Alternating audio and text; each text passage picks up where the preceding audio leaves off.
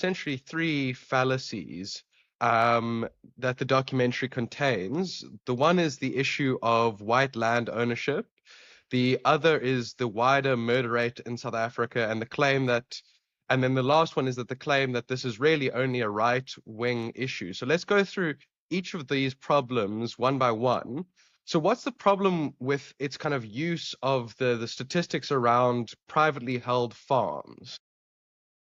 Well, it cites presumably the 2017 land audit report, which allegedly showed that 72% of privately owned, no, not privately owned, individually owned land in South Africa was in the hands of whites. But the trick in that is that, firstly, that only covered 30% of the country. So you could say with exactly the same source, you could say whites only own 22% of the country, which would also be false. It ignores the fact that there has been massive redistribution in areas where people actually lived and farmed and where there was dispossession under apartheid, and that in the sort of areas below the escarpment from the Fish River up into Limpopo, the great majority of agricultural land is now in black hands, and the reason that it's a highly misleading figure, because the government's policy is not to transfer land into private hands; it's to keep the land in its own hands. So the statistic is used to say, this expropriation law, which will allow the state to target people's property on the basis of their race and pay sub-market compensation for it, is justified because there has not been redress for what happened under apartheid. And in fact, there has been redress for what's happened under apartheid. If whites still own a disproportionate share of the land in South Africa, of agricultural land, it's the primary reason is that most of that land is semi-arid land in the west of the country, which was never sort of settled. So that's the first thing that's highly misleading. I mean that statistic gets repeated endlessly. It was debunked at the time it came out, and it's just beyond belief that the Western media carry on repeating it as if it's a serious a serious number. So Yeah. they then kind of bring up this point that South Africa is just so violent, and really this is actually just a tiny proportion of the total amount of murder that happens in the country. So isn't it true that South Africa is a very violent and murderous country? Why is it a problem that they raise that issue? Well, the suggestion, farm murders are a form of home attack or residential robberies. And then that statistic is cited, and it creates the impression that farmers are no more likely to be attacked and killed in their homes than other South Africans.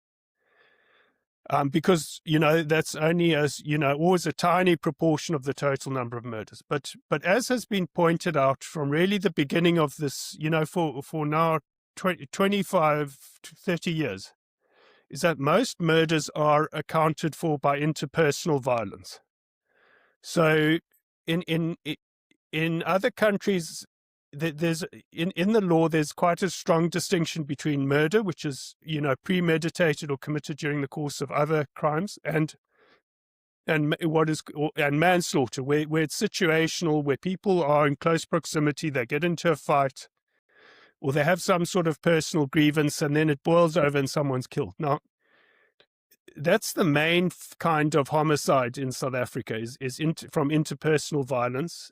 Another huge driver of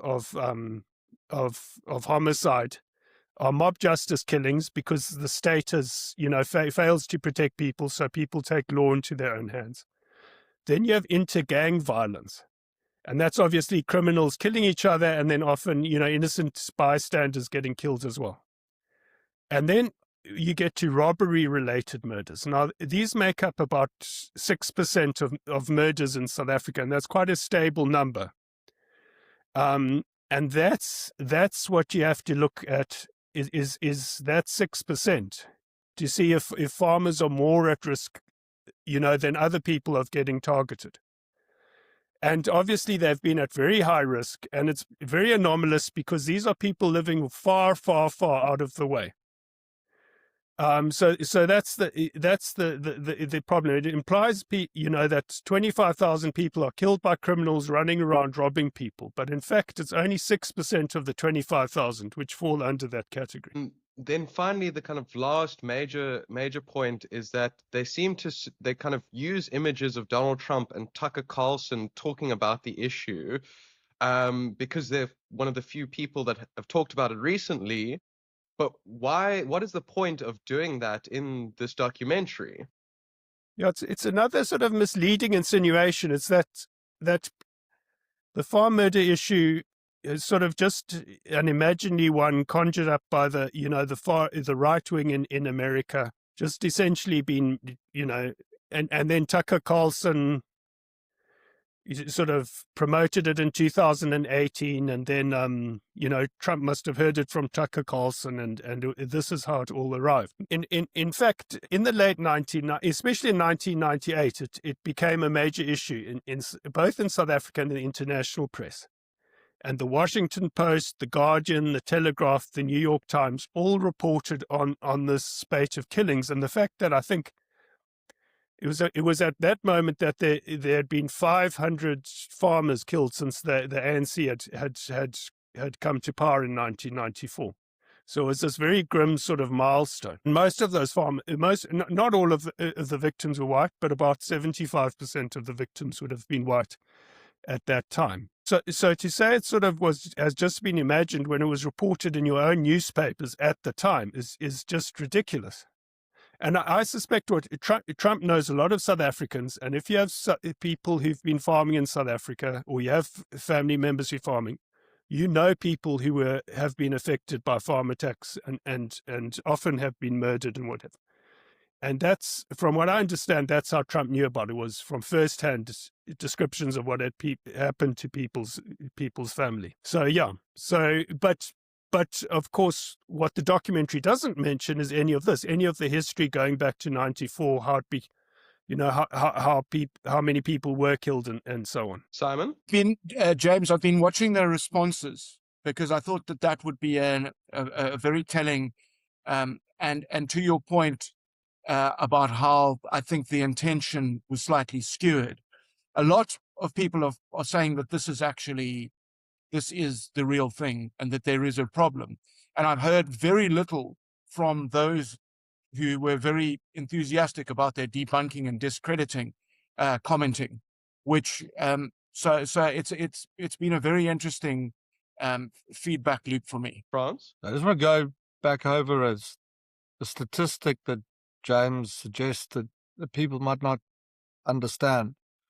But when he speaks about from the Fish River to Limpopo, you might not know what that means. It's a vast swathe of land. Essentially, James's point is that in the eastern half of South Africa, which is the fertile half that has the rainfall, approximately half of all land by productive value is in black possession.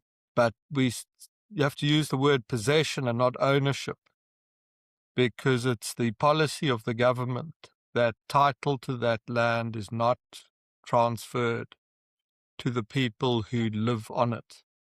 Now, if that were to happen, for example, the stats on South African land ownership would change quickly. And James also said that if you go to the western half of the country, the arid half, it's a desert in the west. These huge swathes of little bushes and rocks and goats or whatever live there. That accounts for much of white land ownership. And that's seldom expressed clearly when these statistics on South Africa's ownership figures are cited.